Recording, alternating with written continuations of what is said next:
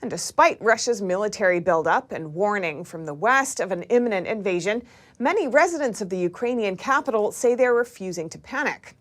Although some say they are making emergency preparations. One Ukrainian political scientist says people should be prepared for anything. And TD's Anna Varava has more from Kiev. Some Western nations have warned that Moscow is preparing for military action. US saying Russia could begin with aerial bombardments at any time. Vadim Karasyov, Ukrainian political scientist and director of the Institute for Global Strategies, believes that one must be prepared for the development of any event, including a military invasion. There is a real threat of invasion. If not the invasion of the whole of Ukraine, then the Ukrainian-controlled territories of the Donetsk and Luhansk regions. He says that Russia may even use pinpoint missile strikes. If there is such a scenario, then it will likely be pinpoint missile strikes on the General Staff, on the Ministry of Defense and on critical infrastructure, as well as cyber attacks and power outages in Kiev. Also the disconnection of communications in Ukraine, such as mobile and social networks. This can create panic and a collapse in the markets, the foreign exchange market. We see that today the Ukrainian currency is already going down. There will not be massive attacks such as those during the Second World War, in the style of total war. At the same time, the U.S. is promising to provide macro-financial assistance to Ukraine. That's according to Ukrainian Minister of Foreign Affairs Dmytro Kuleba after negotiations with U.S. Secretary of State Antony Blinken.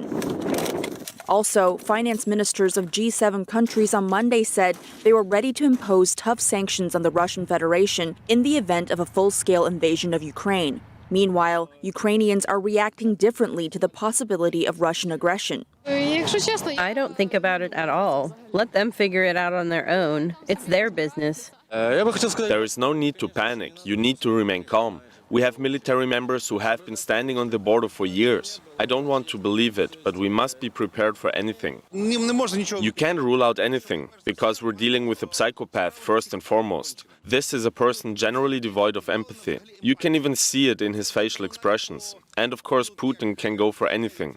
Ukrainians are already tired of being afraid. There is no panic. There is a healthy, pragmatic calmness. People buy some necessary supplies, necessary medicines, go to physical training and so on. And this is good.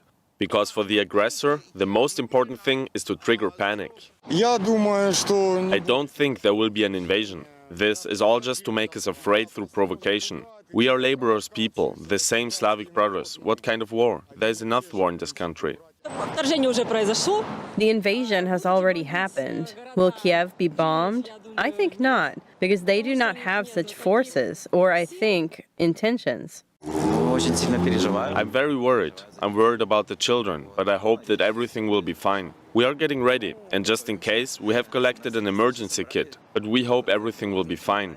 We hope that the alarm raised by the public will allow us to avoid this difficult situation.